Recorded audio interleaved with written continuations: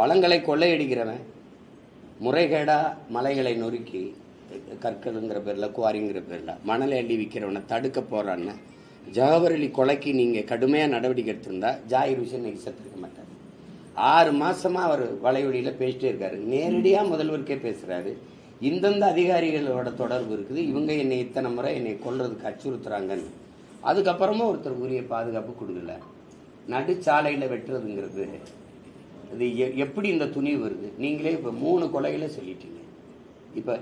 இப்போ பாருங்கள், இந்த ஒரு 4-5 நாளைக்குள்ளே எத்தனை கொலைகள் அப்படின்னா, இப்போ நான் வீட்டுக்கு பத்திரமா போவேன்னா நீங்கள் வீட்டுக்கு போவாங்களா, என் தங்கச்சி எங்கள் அண்ணன்லாம் வீட்டுக்கு போவாங்களாங்கிற ஒரு உறுதித்தன்மை இல்லாத ஒரு பாதுகாப்பற்ற ஒரு மாநிலமாக, ஒரு நாடாக இந்த நாடு உருவாயிடுச்சு. இவ்வளவு துணிச்சலாக நீங்கள் அவங்க கொலை செய்ய முடியும்? தப்பி போகாமல் தடுக்கிறாரு முதல்வர். ராமஜெயம் ஐயா கொலை நடந்து எவ்வளோ நாளாச்சு? இப்போ தம்பி ஆம்ஸ்ட்ராங்குடைய கொலை நடந்து இவங்க யாருமே இப்போ நீங்கள் சொல்கிறவங்களா ஒரு எளிய நபர்கள், பெரிய பின்புலம் இல்லாத நபர்கள். பின்புலம் இருக்கிற நபர்கள், சமூக செல்வாக்கு இருக்கிற நபர்களுக்கே இந்த நிலை. வீட்டு வாசலில் வெட்டுறாங்க ஆம்ஸ்ட்ராங்க, ஒரு பெரிய அமைச்சருடைய தம்பியை கொல்றாங்க. யார் கொன்னது, யார் என்ன நோக்கத்துக்காக கொல்லப்பட்டாங்க, இதனால இந்த குற்றவாளிகள் தண்டிக்கப்பட்டாங்க இப்படின்னு வெளியில் செய்தி வந்தால் தான் குற்ற எண்ணிக்கை குறையும், குற்றவாளி அச்சப்படுவோம். போகிறாங்க 90 நாளில் வெளியில் வராங்க. சாட்சி சொல்ல பயப்படுறதுனால, உரிய சாட்சிகளோடு நிரூபிக்க தவறி விட்டதால் அது குற்றம் சாட்டப்பட்ட நபருக்கு சாதகமாக எடுத்து விடுதலை செய்கிறோம்னு சொல்லிடுது நீதி. தானே நடக்குது. ஒரு கொலையாரன்னு ஒரு கொலையாளியை பார்த்து எவன் துணிஞ்சு சொல்லுவான்? அப்படிப்பட்ட சட்ட பாதுகாப்பு இந்த நாட்டில் இல்லாதனால யார் சொல்லுவா? ஒரு மனைவி குழந்தைக்கு முன்னாடியே வண்டிகளை வச்சு கணவனை நடுச்சாலையில் கொல்ற அளவுக்கு கோரமான ஒரு மாநிலம். நான் முன்னாடிலாம் இது பீகாரில் தான் இப்படி நடக்கும்னு நான் கேள்விப்பட்டேன். ஆனால் இப்போ கண்ணு முன்னாடி நம்ம மாநிலமும் இந்த அளவுக்கு ஆயிடுச்சு. இப்போ யாருக்கும் இல்லை, பள்ளிக்கூடத்துக்கு பிள்ளைகளை நம்பிக்கையோடு அனுப்ப முடியாது, கல்லூரிக்கு அனுப்ப முடியாது, தொடர் வண்டியில் அனுப்ப முடியாது, பேருந்தில் போக முடியாது. நடந்து போனால் கொள்றான்னா, வாகனத்தில் போனாலும் மறித்து கொள்றாங்க. போலீஸை தீ வச்சு கொளுத்துனாங்களா இல்லையா? அவர் பேர் என்ன, அந்த காலர்கள் நம்ம போலீஸை தீ வச்சுக்கு கரிய உடலோடு எடுக்கிறாங்க. பல்லடத்தில் வீட்டுக்குள்ள 2 பேரை வெட்டி கொண்டாங்கல்ல, அது யார் அந்த குற்றவாளி?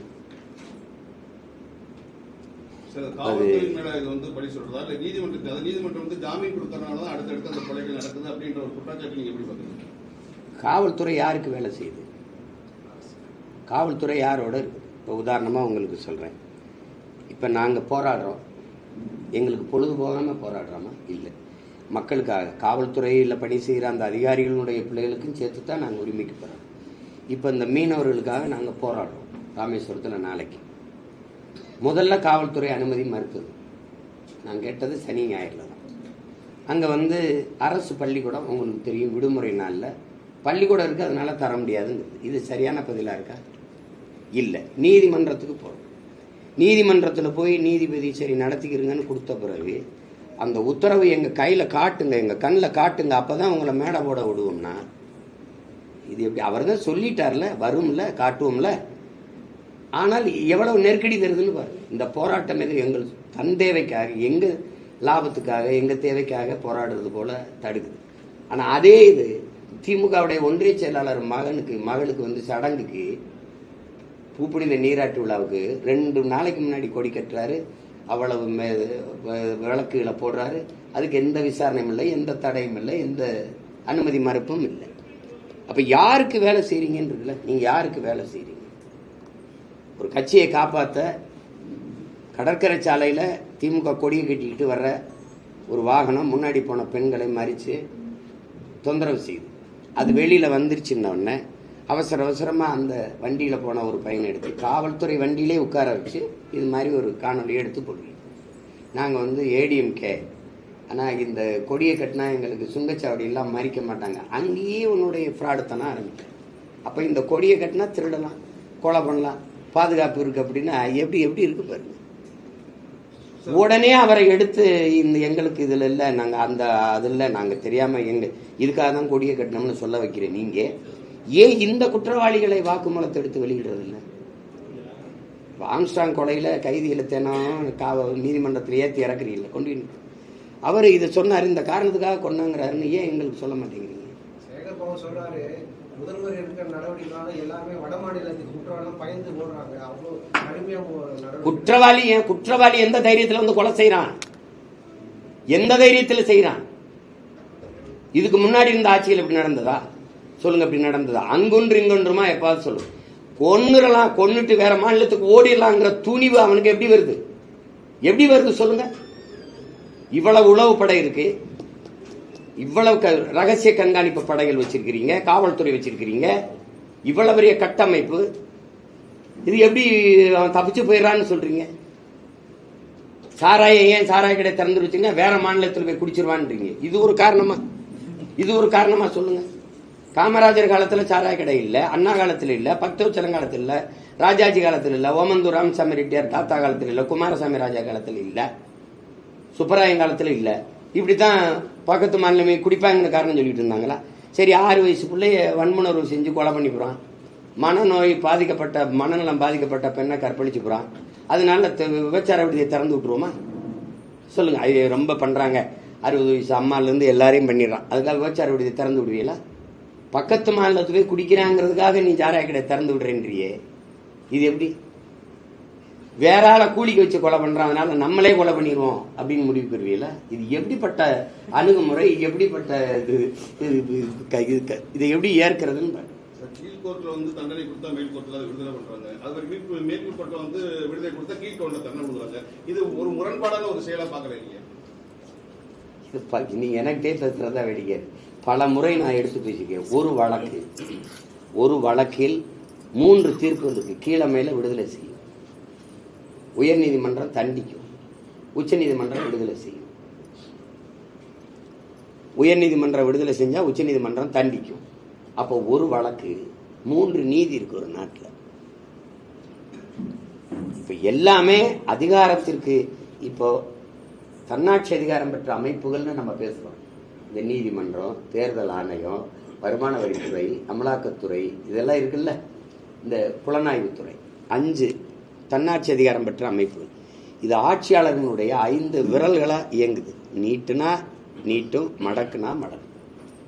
நான் சொன்னா உங்க வீட்டில் ரைடு வரும், இவன் நடவடிக்கை எடுனா எடுக்கும். இப்போ 1000 கோடி டாஸ்மார்க்கில் ஊழல், 150 கோடிக்கு அரவிந்த் கெஜ்ரிவாலை கைது செஞ்ச அதிகாரம், அதே அதிகாரம் தான் இப்ப இருக்குது. ஏன் இந்த 1000 கோடிக்கு எந்த நடவடிக்கை எடுக்கல? அது போராடிக்கிட்டு இருக்கு. அதுவே தவறு அப்படிங்கிற ஒரு கருத்து வந்து இடி வந்து வேணும்னே பழிவாங்கும் நோக்கத்தோட தான் வந்து இந்த ரைடை பண்றாங்க அப்படிங்கிற ஒரு குற்றச்சாட்டு வந்து இடி மேல வந்துருக்கு. கோர்ட்டும் அதை வந்து உறுதிப்படுத்து. கோர்ட் உறுதிப்படுத்திட்டா? ஆமா, அது அந்த விசாரணை பண்ணக்கூடாது அப்படிங்கிற ஒரு இதை கொடுத்துருக்காங்க. அதிகாரிகள் மீது நடவடிக்கை எடுக்க தடை. எந்த அதிகாரிகள் மேல? தமிழ்நாடு அரசாங்க அதிகாரிகள் மீது நடவடிக்கை எடுக்க கோர்ட் தடை. அது எவிடன்ஸ் ப்ரொடியூஸ் பண்ண சொல்லிருக்காங்க. தெரியல, முழுமை அடையாத ஒரு சம்பவமா இருக்கு. அதுக்குள்ள நீங்க எப்படி இவ்வளவு நீங்க விவரமா போவீங்க? 1000 கோடி ஏதாவது சொல்றீங்க, என்ன ஆவணங்களை நீங்க கைப்பற்ற? 1000 கோடின்னு சொன்னது எனக்கு பொறுத்த 1000 கோடிங்கிறது தவறு தான். முதல்ல 1,00,000 கோடினாங்க, அது 1000 கோடிங்கிறது தவறு தான், அது கூடத்தான். வழக்கே எழும்பூர் நீதிமன்றத்தில் தலைமைப்படுறது சென்னை ஹைகோர்ட் வந்து உங்களை திருப்பி ஏப்ரல் மாதத்தில் உங்களுக்கு தாக்கல் பண்ணணும்னு சொல்லியிருக்காங்க. நீங்க யூடியூப் சேனலுக்கு ஒரு நீதிமன்றத்தை பற்றி தவறாக பேசுகிற வழக்கு தொடர்ந்தாரு. இப்போ காலையில் தீர்ப்பு சொல்லியிருக்காங்க, அந்த ரத்து பண்ணியிருந்தாங்க.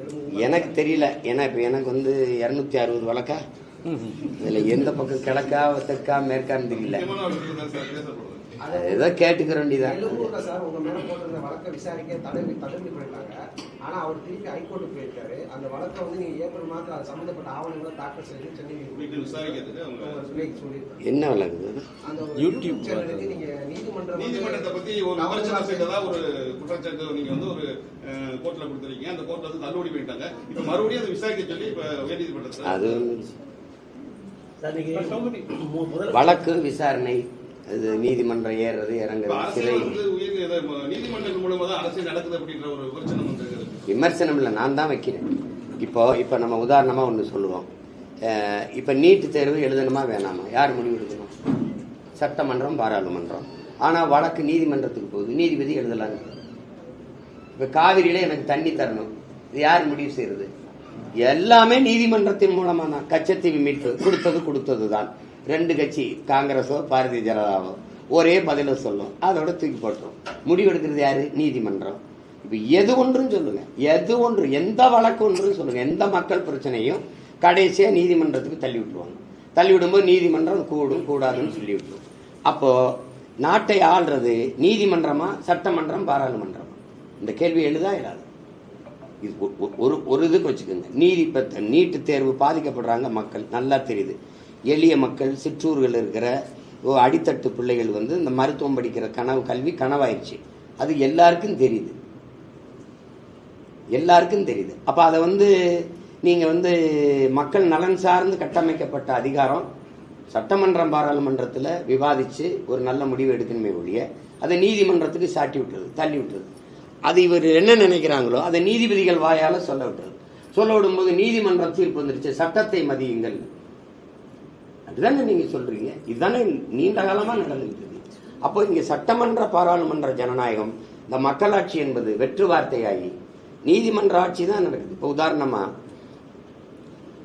மக்களுக்கு இந்த டாஸ்மார்க்கு டாஸ்மார்க்கை மூடணும், மதுவை மூடணும், மதுக்கடைகளை மூடணும்னு பொதுநல வழக்கு சென்னை உயர்நீதிமன்றத்துக்கு போகுது. அதுல அந்த நீதிமன்றம் கொடுக்கிற தீர்ப்பு, அரசின் கொள்கை முடிவுல நாங்க தலையிட முடியாது. அரசு ஒரு கொள்கை முடிவு எடுக்குது, நீட்ல இருந்து எங்களுக்கு விலக்கு வேணும், அரசு கொள்கை முடிவு எடுக்குது, அந்த வழக்கை அரசே தொடுக்குது. அது பொதுநல வழக்கு, எது டாஸ்மார்க் மூட சொல்லுது. இது அரசின் வழக்கு, அதுக்கு நீதிமன்றம் என்ன சொல்லுது? இல்ல நீ நீட்டை எழுதணும்ங்குது. இப்ப பொதுவா பாக்குற நமக்கு குடிக்கிறதுல விளக்கு வேணும்னா அரசின் கொள்கை முடிவுல தலையிட முடியாதுன்னு சொல்ற நீதி, பிள்ளைகள் படிக்கிறதுல நீ தலையிட்டதை நிறுத்தினா இல்ல அரசின் அதை நீ எழுதுங்குது, அரசின் கொள்கை முடிவுக்கு எதிராக இருக்குது. இப்ப இந்த நீதிமன்றத்தையும் இந்த தீர்ப்பையும் பொதுவான ஒரு மனிதனா நீங்க எப்படி பாப்பீங்க? அண்ணாமலை பொறுத்தளவு நாட்டுடைய பாதுகாக்கக்கூடிய நீங்க ஒரு பேட்டியில சொன்னது மாதிரி நாட்டுடைய பாதுகாக்கக்கூடிய ஒரு கட்சியினுடைய சார்பாகவே ஒரு தெரிந்தாலும் ஒரு போராட்டமோ ஆர்ப்பாட்டம் நடந்துட்டு இருக்குது. அண்ணாமலையை பொறுத்தளவு காவல்துறையை நான் தூக்க விட மாட்டேன் அப்படின்னு ஒரு வார்த்தையை ஒரு பேட்டியில சொல்லியிருக்காரு. இது அரசியல் சாசனத்துக்கு முரண்பட்ட பேச்சா நீங்க பாக்குறீங்களா?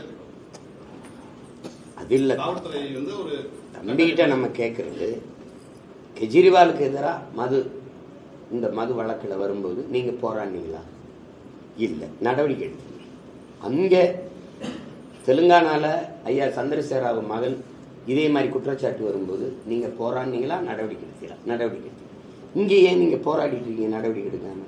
அதிகாரமற்ற பிள்ளைகள் நாங்க போராடுறது சரி, நடவடிக்கை எடுக்க வேண்டிய உயரத்தில் இருக்கு. நீங்களும் இந்த போராடிட்டு இருக்கிறது அது ஏற்புடையதில்லை. இப்ப இந்த டாஸ்மார்க் ஊழல்ல நீங்க 1000 கோடி சரி, கழிவறையை சுத்தம் பண்றதுல 430 கோடி ஊழல் இருக்கா இல்லையா? அதுவும் போய் குற்றச்சாட்டா? எப்படி சொல்லுங்க, அதுவும் போய் குற்றச்சாட்டு. சரி, அதை விட மக்களுக்கு கொடுக்கறதுக்கு நியாய விலை கடையில், அதாவது ரேஷன் கடையில் ஏற்றி இறக்குனதுல அரிசியை ஏற்றி இறக்குனதுல 950 கோடி இழப்பு, 1000 கோடி கிட்ட இழப்புன்றீங்க. இந்த கை கிட்ட அள்ளி ஏற்றி இறக்குனீங்களா இல்லை மூடையில கட்டி தானே ஏற்றி இறக்குனீங்க? அதுல சும்மா ஒரு 20,000 30,000 ஒரு 5 லட்சம் 10 லட்சத்துக்கு இழப்பு வந்துடுச்சு அப்படின்னா கூட மனசாரி. 1000 கோடிக்கு நீ அரிசியை ஏற்றி இறக்குனதுல அது சிந்திருச்சு அப்படின்னா இது எந்த மாதிரி நீங்க எடுத்துக்கிறீங்க? இதெல்லாம் யாருமே நீங்க பேச மாட்டீங்களே. விஜய் கட்சி ஆரம்பிக்கும் போது நீங்க வரவேற்றீங்க, முதல்ல நீங்க வரவேற்றீங்க, அதுக்கப்புறம் நீங்க ஒரு எதிர்ப்பு குரல் கொடுத்தீங்க.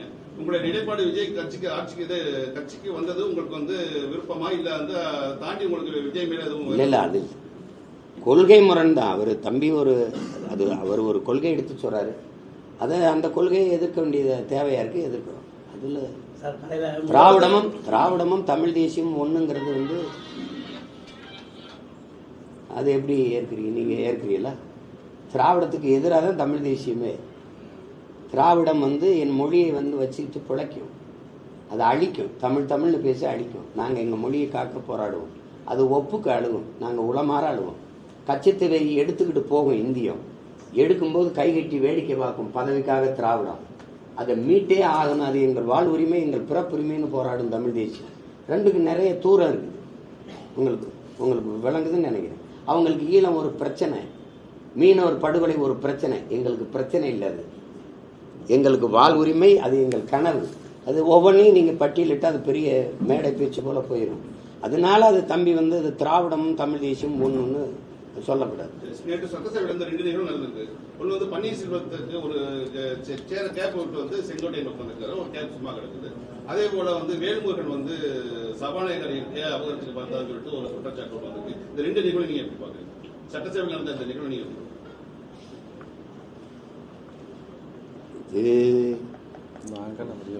நான் பார்க்கல, நான் பயணத்தில் இருந்ததுனால நீங்கள் சொல்கிறீங்க, நான் கேட்குறேன்.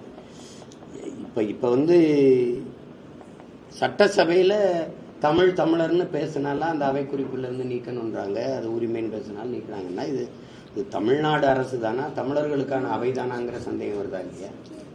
அதில் இது மதிப்புமிக்க தலைவர்களை ஏன் அப்படி பிரித்து வைக்கணும்னு தெரியல. அவங்க ரெண்டும் ஒரே கட்சியில் இருந்தவங்க தான், அது என்னன்னு தெரியல.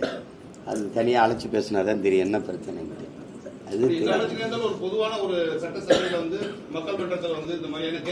இதை நீங்க வந்து இதை கேட்குறீங்க, நான் வரவே இருக்கிறேன். ஆனால் அதே மாதிரி எங்கள் அண்ணன் திருமாவளவன் நான் வந்து முதல்வரும் துணை முதல்வரும் சந்திக்கும் போது பக்கத்திலோட உட்காரல. எங்கள் அண்ணன் அந்த ஓரத்தில் இருக்காரு, உதயநிதி இந்த ஓரத்தில் இருக்காரு, அவர் அங்கே உட்கார்ந்துருக்கிறாரு. ஏன் அது இருந்தாங்க? இல்லை தெரியும், அதுதான் அவசியம், அதுதான் அவசியம் தெரியும், அதுதான் அவசியமா தெரிஞ்சிருக்கணும் உங்களுக்கு. நீங்க எடுக்கல சரி, அதுல எனக்கு ஒன்றும் பெருசா கருத்து இல்லை. ஏன்னா எனக்கு என்ன நடந்திருக்குன்னு தெரியல, நம்ம கருத்து சொல்ல முடியாதுல்ல. காலையில முதலமைச்சர் ஒரு காணொலி வெளியிட்டிருக்காரு. தொகுதி மறுசீரமைப்பு சம்பந்தமா தமிழ்நாட்டில் ஆரம்பித்த இந்த இயக்கம் தேசிய லெவல்ல இதாயிருக்கு. பல்வேறு மாநில முதல்வர் வராங்க, துணை முதலமைச்சர் வராங்க. இது உங்ககிட்ட நான் கேட்குறேன், ஒரு நாட்டின் குடிமகனா பேசுங்க. நீங்க ஊடகவியலாளர், நான் ஒரு இயக்கத்தை நடத்துறேங்கிறது.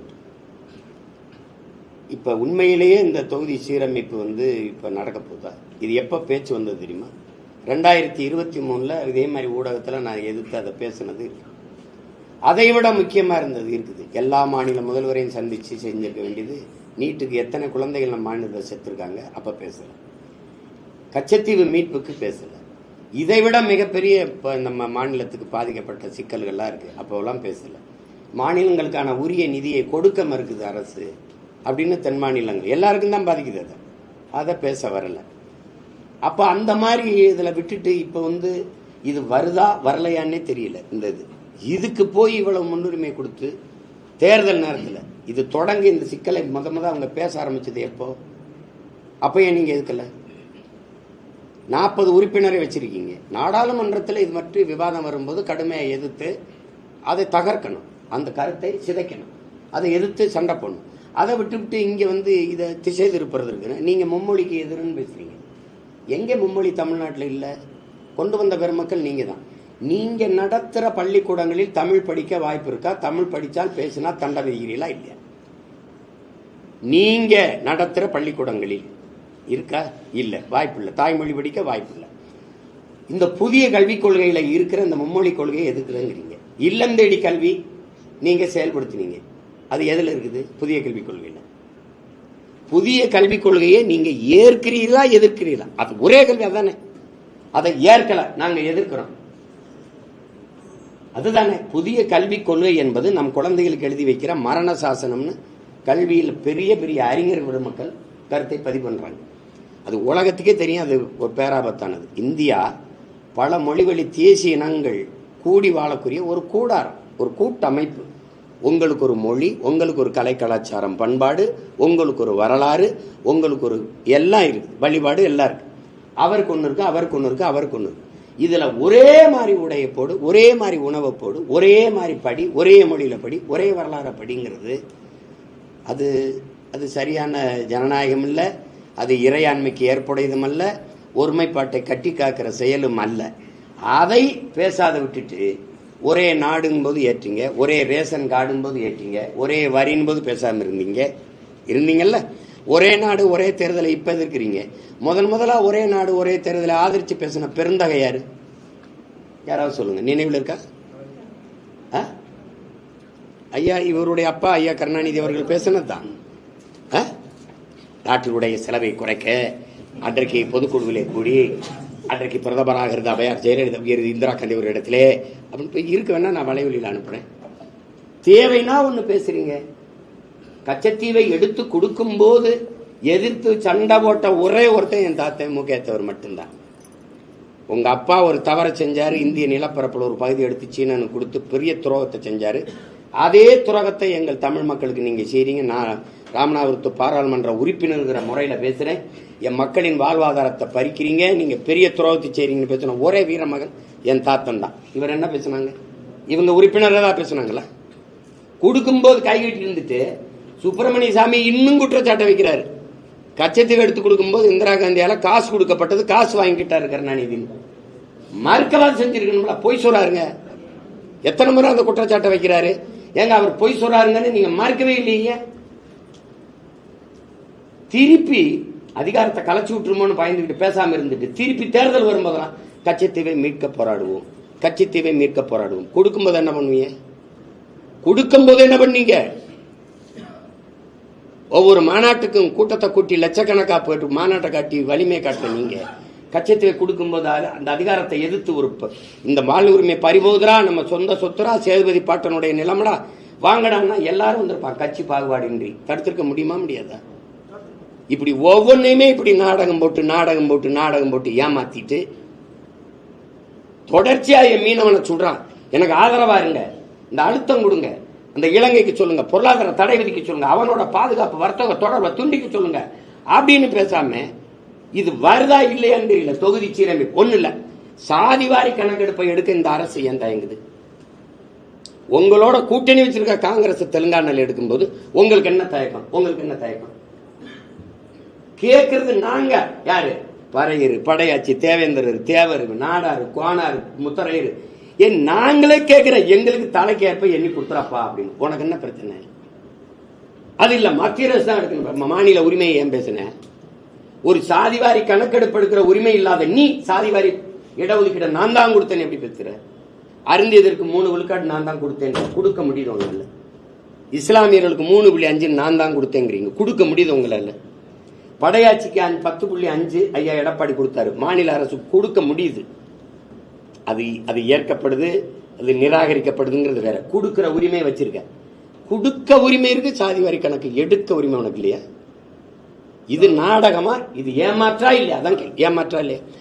எவன் எடுக்க மாட்டானோ அவன் மேல சார். இஸ்லாமிய சிறை கைதிகள் விடுதலைனா ஆளுநர் கையெழுத்து போட மாட்டார். அவன் தான் போட மாட்டார் இல்லையா? அவர் RSS பிஜேபி மெம்பர். அவர் இஸ்லாமிய சிறை கைதி எப்படி விடுதலை செய்வார்? அப்படியே வாக்குறுதி எப்படி கொடுத்தீங்க? நான் வந்தால் அப்பாவி சிறை கைதிகள் இஸ்லாமிய சிறையில் விடுதலை செய்ய எனக்கு வாக்கு தாருங்கள் பேசினது இருக்கு. இப்ப வாக்கு வாங்கிட்டு திருப்பி ஆளுநர் மேல பழிய போடுறது. சாதிவாரி கணக்கெடுப்பு அவன் காங்கிரஸ் கட்சி சொல்லலையே, நிதிஷ்குமார் சொல்லலையே, மத்திய அரசு தான் எடுக்கணும்னு. அப்படியே மத்திய அரசுக்கு இருந்தாலும் அந்த உரிமையை நீங்க கேட்டு பெறாம என்ன பண்ணீங்க? வீடுக்கு இந்த வீட்டுல இத்தனை ஓட்டுருக்கு, இந்த வீட்டுல இத்தனை ஓட்டுருக்கு, நீ என்னைக்கு நோட்டை கொடு, காசை கொடுக்க முடியற உன்னால? இந்த வீட்டுல இந்த குடி லெவல், கோனார் லெவல் இருக்கான், முத்தரை லெவல் இருக்கான், பிள்ளை லெவல் இருக்கான், முதலியார் லெவல் இருக்கான். இதை எடுக்க முடியாதா உங்களால? வண்ணார் லெவல், குயவர் லெவல் இதை எடுக்க முடியாதா? மீனவர் லெவல் பேர் இருக்காங்க, எண்ணி குடிவாரி கொடுத்து விடு. என்ன பிரச்சனை அதுல?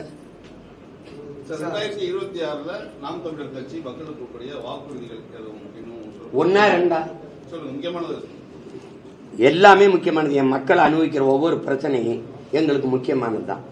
இது இந்த ஒட்டு முழுதான் இந்த கொடுமையான ஆட்சி முறையை ஒழித்து தீய ஆட்சி முறையை ஒழித்து தூய ஆட்சி முறையை மலர செய்வதான் எங்களுடைய கடமை. அதுக்கு தான் ஒண்ணுன்னா இதை நான் வந்தால் மதுவை ஒழிப்பேன், அது ஒண்ணு தானே. அதுதான் வந்தா ஒழிஞ்சிருமே, நாங்க வந்தா ஒழிச்சிருவோம். ஊழல் லஞ்சத்தை ஒழிப்பேன், அது ஊழல் லஞ்சம் இங்க ஒரு பிரச்சனையே கிடையாது. அது நிர்வாக சீர்கேடு. ஒரு நேர்மையாளன் உட்கார்ந்தா ஒழிஞ்சிரும். ஆனால் மழையை உங்களால உருவாக்க முடியுமா? நீரை உறிஞ்சி வித்துட்டா தடுத்துறேன், தேக்கி வச்சிடறேன். காட்டை வெட்டி அடிச்சுட்டா நட்டு வச்சு வளர்த்துட்டு செத்து போறேன். ஆனா மலையை எப்படி உருவாக்குவேன்? முதல்ல என் நிலத்தின் வளத்தை சுரண்டுவதை தடுக்கணும். அதுதான் முதன்மையானது. எனக்கு என் முன்னோர்கள் எங்களுக்கு எதை வச்சுட்டு போல. ஆனால் காட்டை காடா வச்சான், மலையா வச்சான், ஆறா வச்சான், ஏரியா வச்சான், கடலை கலரா வச்சுட்டு போனான். ஆனா இங்க அப்படி இல்லையே. இங்க அப்படி இல்லை. இப்ப நீங்க பாருங்க, இப்ப செய்தி சிப்காட் ஈரோட்ல இருந்து கொண்டு வந்து காவிரி வரும் இந்த படுகையில் இருக்கிற காவாயில் கொண்டாந்து அப்படியே வண்டியாக கொண்டாந்து கழிவை கொட்டி விட்டு போயிட்டான். இப்போ தொழிற்சாலைகளினுடைய கழிவெல்லாம் எங்கே விட்டுதுன்னா ஏரி, குளம், அருவி, ஆறு, வயல் இதில் கொட்டினா எப்படி? நெல் விளையுமா, நஞ்சு விளையுமா? இப்போ இது என் நிலத்தின் வளத்தை காக்கணும், மக்களின் நலத்தை காக்கணும். அதுதான் எங்களுடைய பெரிய பொறுப்பும் கடமையுமா நான் நினைக்கிறேன். கல்லூரி மாணவர்களுக்கு வந்து இலவச மடிக்கணினி தரமான மடிக்கணினி வழங்கப்படும் நீங்க தங்க தென்னரசு சட்டசபையில் சொல்லியிருக்கிறார். ஏற்கனவே வழங்கிட்டு இருந்தது ஏன் நிறுத்தினீங்க? தேர்தல் வரும்போது வழங்கப்படும், அதுக்கு முன்னாடி வழங்கி கொண்டிருந்தது நிறுத்தப்படும். நீங்க இருந்ததிலே இங்க பாருங்க, அம்மா உணவகம் நாங்க வரைவில் சொல்லியிருந்தோம், தமிழர் உணவகம், தமிழன் உணவகம்னு கொண்டு வருவோம். அதை அம்மா உணவகம்னு கொண்டு வந்தாங்க. அந்த அம்மா உண்மையிலே இங்க பாருங்க, உண்மையிலே சிறப்பாக இயங்குச்சு. வேலை வாய்ப்பு இல்லாத விதவை பெண்கள், அந்த வாய்ப்பு இல்லாத வீட்டில் இருக்க குடும்ப தலைவிகளுக்கு வாய்ப்பு கொடுத்து நல்லா சமைச்சு அருமையாக கொடுத்தாங்க. 5 ரூபா 10 ரூபாய்க்கு நல்ல உணவு.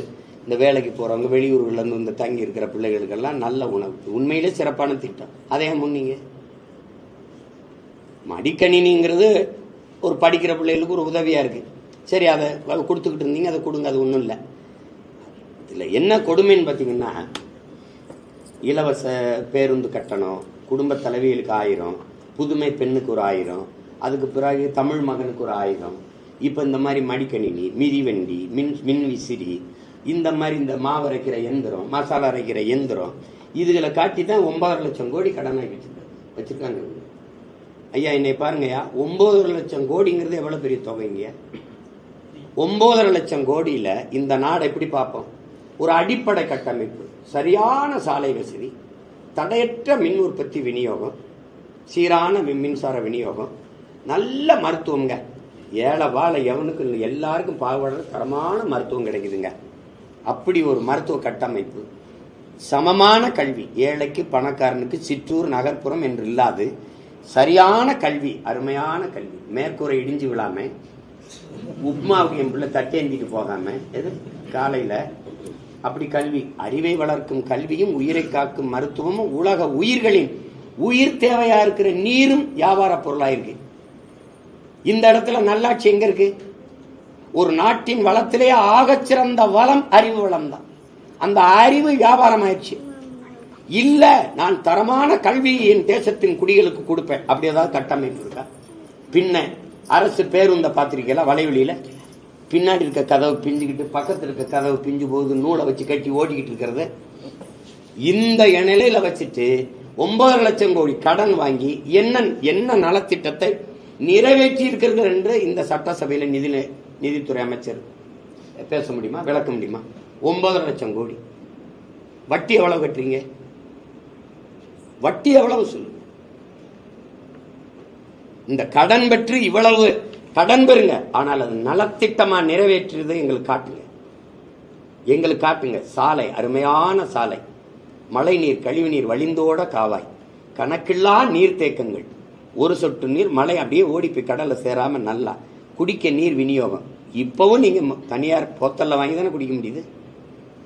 தவிச்ச வாய்க்கு தண்ணி கூட தன் நாட்டு குடிகளுக்கு தர முடியாத அரசா தரிசா? எப்படி அதை ஏற்கிறீங்க? எப்படி ஏற்கிறீங்க சொல்லுங்க.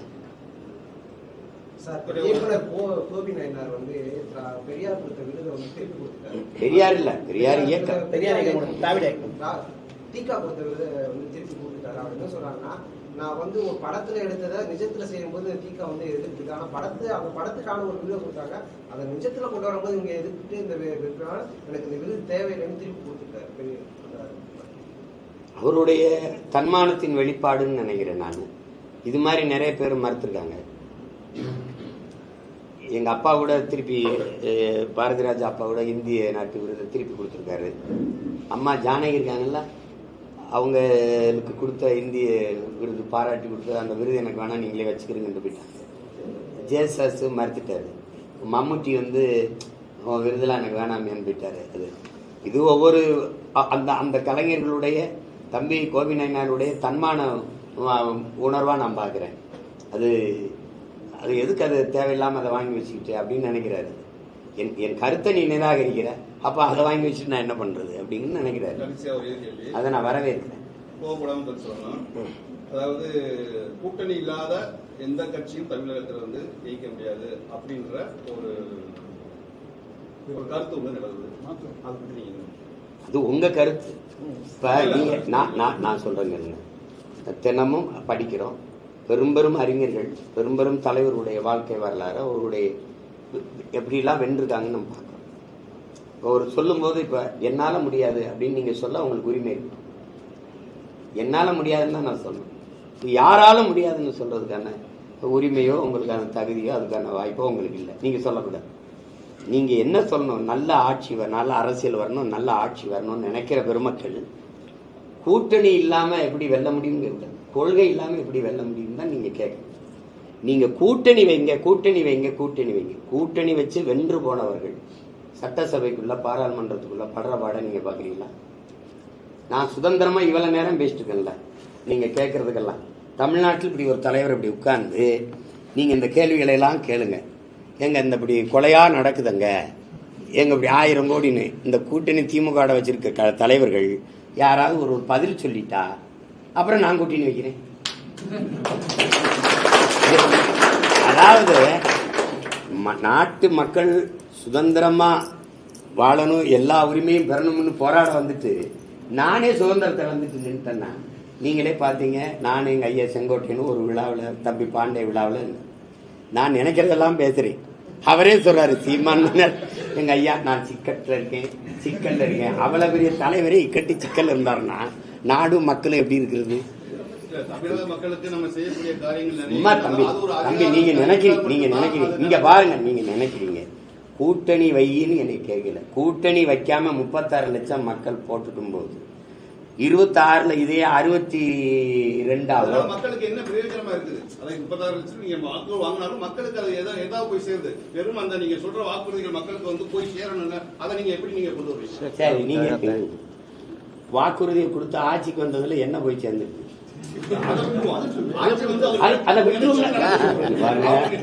தம்பி நீங்க கேள்வி கேட்டு பரிசுமா நான் கேட்கிறேன். அதிகாரத்துக்கு நீங்க வாக்குறுதியில கொடுத்து தானே வந்தீங்க. வந்து என்ன கொடுத்துருக்கீங்க?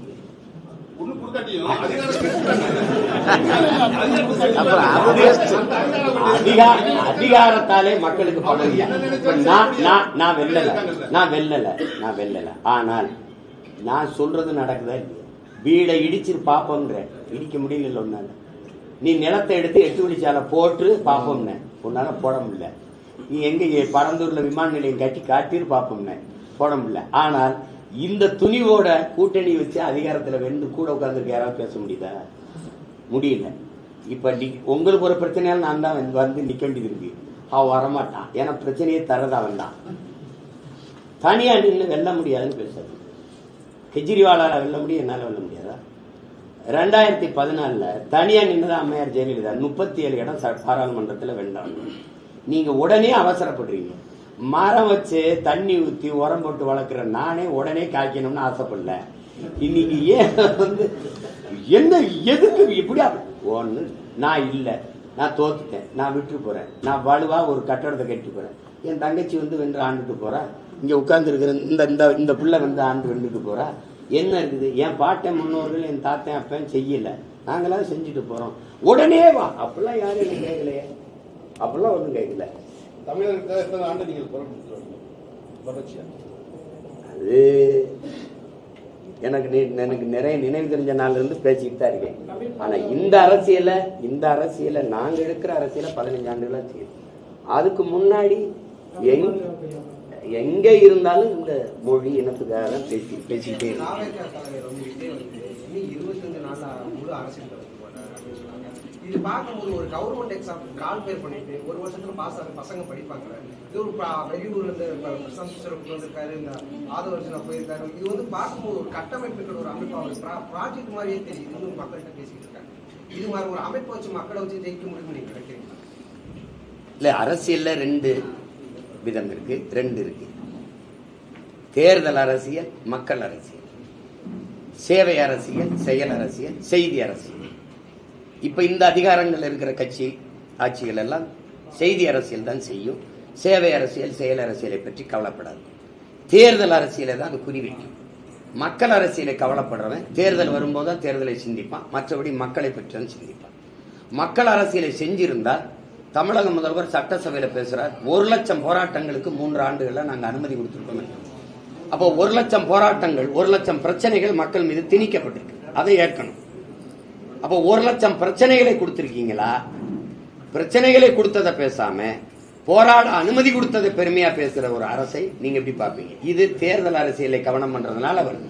மக்கள் அரசியலை கவனம் பண்ணிருந்தீங்கன்னா மக்களுக்கு என்ன பிரச்சனை? குடிநீர் கிடைக்கல, என்ன பிரச்சனை?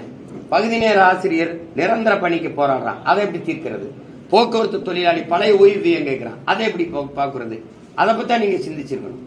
ஆனா அதை நீங்க விவசாயி எங்களுக்கு விளைவிக்கிற பொருளை கொள்முதல் செய்யணும், உரிய விலையை கொடுக்கணும். உரிய விலை நீ கொடுக்கிற விலையை எடுத்துக்கூட, அடக்க விலையை கொடு, அக விலையை கொடுன்னு கேட்கிறான். எண்ணற்ற பிரச்சனைகள் இருக்கு, இந்த பிரச்சனைகளை தீர்க்கணும். அது மக்கள் அரசியல். இப்ப இங்க இந்த தேர்தல் அரசியலை செய்கிற எப்பவுமே வியூக வகுப்பாளர்களை தேடுவாங்க, இந்த ஸ்ட்ராட்டஜிஸ்ட் கொண்டு வருவாங்க. இவர் இந்த இதுல இதை போடுங்க, அந்த போடுங்க, பிராண்டு உங்களுக்கு தெரியும். அப்பாங்களா ஒரு பிராண்டி. நீங்க என்னை பெற்றவரை நான் அப்பா நானா கூப்பிட்டுருவேன், என்னை அப்பான்னு கூப்பிடு. அப்பான்னு கூப்பிட்டீங்கன்னா உனக்கு பள்ளிக்கூடத்துக்கு போக காசு தருவேன். அண்ணான்னு அண்ணான்னு இப்ப என்ன எல்லாரும் அண்ணான்னு கூப்பிடுறாங்க, அண்ணான்னு கூப்பிடுறாங்க. இப்ப இந்த புள்ள பெரியப்பாங்க இல்லை மாமான்னு சொல்லுவோம், ரொம்ப பெரியவங்க சித்தப்பான்னு சொல்லுவாங்க. எனக்கு என்னை விட பெரியவங்களுடைய பசங்கள்லாம் அது ஒரு பாசத்துல சொல்றது. ஒரே பிராண்டா அப்படி பெருந்தலைவரை காமராஜர்லாம் என்னவா சொன்னீங்க? இப்ப எங்க பாட்டனா இருக்கார் வஉசி, அவரெல்லாம் என்னவா சொன்னீங்க? நான் தான் பாட்டன்னு சொல்றேன். எங்க தெய்வ திருமகன் எங்க தாத்தா முத்துராமலிங்க தெரு, நான் தான் வந்து தாத்தான்னு சொல்றேன். நீங்க எங்களெல்லாம் ஒண்ணும் சொல்ல மாட்டீங்க. எங்கிருந்தா வந்தவனா? அப்பா தந்தை அம்மா. தமிழனுக்கு பெத்தவன் அம்மாவா இருக்கிறது இல்ல, பெத்தவன் அப்பனா இருக்கிறது இல்ல. இந்த பஞ்சாயத்து இருக்குது. இந்த இதுல நீங்க மக்களை சந்திக்க தம்பி வரணுங்கிறதுல நான் வரவேற்கிறேன், மகிழ்ச்சி. வந்து சந்திக்கிட்டோம். அதுல அவரு ஒரு அரசியலை திட்டமிட்டுறாரு, அவருக்கு சில ஆலோசகர்கள் இருக்கிறாங்க, அவங்க சொல்றதை கேட்டு அவர் இயங்குறாரு. அது அவருடைய இது. இப்ப நீங்க கேட்கறது இப்ப இவங்களுக்கு தெரியுது, அங்க இருக்கவங்க தெரியுது, மக்களுக்கு தெரியுதுன்னா அவங்க தான் முடிவெடுக்கணும். நாங்க அப்படி இல்லை. நாங்க ரசிகர்களை சந்திச்சு கட்சி ஆரம்பிக்கிறது ஒன்று, மக்களை சந்திச்சு மக்களின் பிரச்சனையிலிருந்து வர்றது ஒன்று. நாங்க மக்களை சந்திச்சு மக்களின் பிரச்சனையிலிருந்து வர்றோம். ரசிகர்கள் எங்க அண்ணன் கமலஹாசனோ ஐயா விஜயகாந்தோ தம்பி விஜயோ ரசிகர்களை சந்திச்சு வராங்க. சீமான் ரசிகர்களை சந்திக்கிறார் அப்படின்னு நீங்க போடல, உங்களுக்கு புரியுதுன்னு நினைக்கிறேன். இப்ப அண்ணன் கமலஹாசன் அவர்கள் ரசிகர்களை சந்திக்கிறார், ஐயா விஜயகாந்த் தன் ரசிகர்களை சந்திக்கிறார் அப்படின்னு தம்பி விஜய்க்கும் போட்டீங்க, ரசிகர்களை சந்திக்கிறார். நான் அந்த அரசியல்களை போக விரும்பல. அது என் தம்பியுடைய சுதந்திரமான முடிவு. அவருடைய பாதை வேற, எங்களுடைய பாதை வேற. அது எடுபடுது படல, கவலைப்பட வேண்டியது அவரு. இப்ப எனக்கு கவலைங்கிறது நாளைக்கு போராட்டம், அங்க போகணும், அந்த போராட்டம் வெற்றிகரமா நடக்கணும், பேரெளிச்சா நடக்கணும், அது அரசின் கவனத்துக்கு போகணும், தலையிட்டு மீனவர் பிரச்சனைக்கு ஒரு தீர்வு வரணும். அதான் என்னுடைய கவலை. எனக்கு கலந்தாய்வு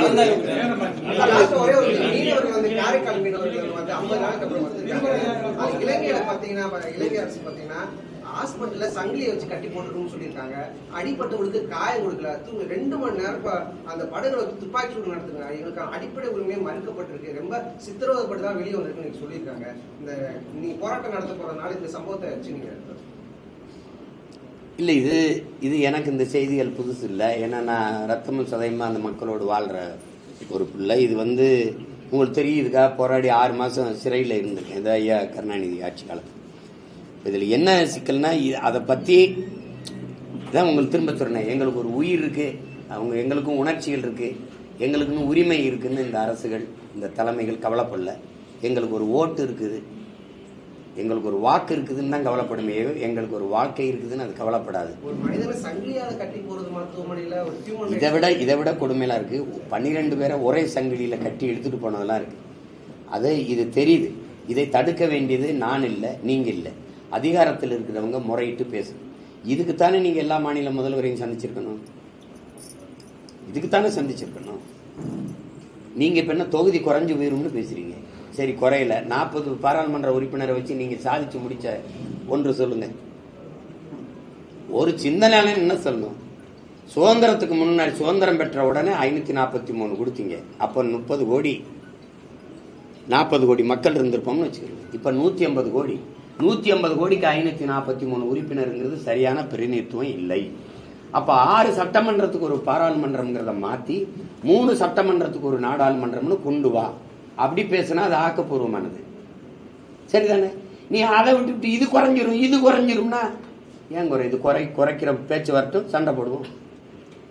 இந்திய அளவில் தமிழ்நாடு வந்து கல்வியிலையும் மருத்துவத்தையும் முன்னிலை வைக்குது. ஆனால் இந்திய அரசு பணியில வந்து தமிழகம் பின்தங்கி இருக்குது. என்ன காரணம்? கல்வியிலையும் மருத்துவத்திலையும் முன்னிலை வைக்குதுன்னு யாரு உங்களுக்கு சொன்னது?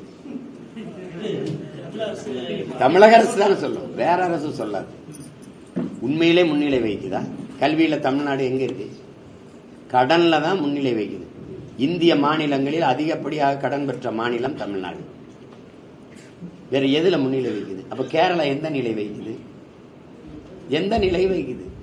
கேரளாவில் தான் தென் மாநிலங்களிலே கல்வியில முதலிடம் வகிக்கிற மாநிலம் கேரளா தான். நீங்களா சொல்லிக்கிறீங்க நான் நம்பர் 1 முதல்வர். எதுல நம்பர் 1? எந்த தகுதி இல்லாம முதலமைச்சராகி நாட்டை ஆள்ற ஒருத்தர்ல நான் தான் நம்பர் 1. வேற என்ன இருக்குது? எதுல நம்பர் 1?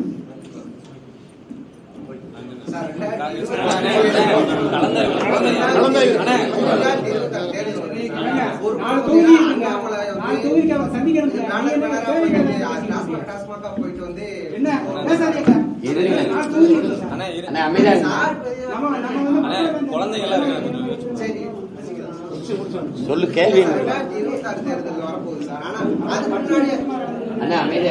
அரசியல் களம் வந்து பாத்தீங்கன்னா இப்ப வந்து டாஸ்மாக் போட்டோ இது முதல்வர் போட்டோ விட்டுறாங்க. அதை பாத்தீங்கன்னா இவருக்கு போட்டோ விட்டு ஒரு அநாகரிகமான பேச்சு இருக்கு. தாவைக்கள் வந்து அண்ணாமலை தற்கொலைன்றாங்க. இப்ப வந்து அரசியலுக்கு அடுத்த வருஷம் கூட வர தேர்தலுக்கு இப்ப சண்டை வந்துகிட்டு இருக்கு. ஆனா நீங்க 2024 தேர்தல் பிரச்சாரம் பண்ண போறீங்க. சீமானோட பிரச்சாரம் வேற மாதிரி இருக்கு. அப்ப நீங்க எந்த மாதிரி கையாளுங்க? எனக்கு இது இல்ல. மக்கள் எதிர்கொண்டு அவங்க அனுபவிச்சு கொண்டிருக்கிற துயரம், துன்பம், கஷ்டம், அதுக்கான விடிவு, அதை தேடி போறதான் எங்களுடைய அரசியல் கருத்து கோட்பாடு. உங்களுக்கு தெரியும் நான் எப்படிப்பட்ட கருத்துக்களை எடுத்து வைக்க போறேன்னு நீங்க பார்க்கத்தான் போறீங்க. அதனால இந்த அரசியலுக்குள்ள நான் வரல. அதை விட்டு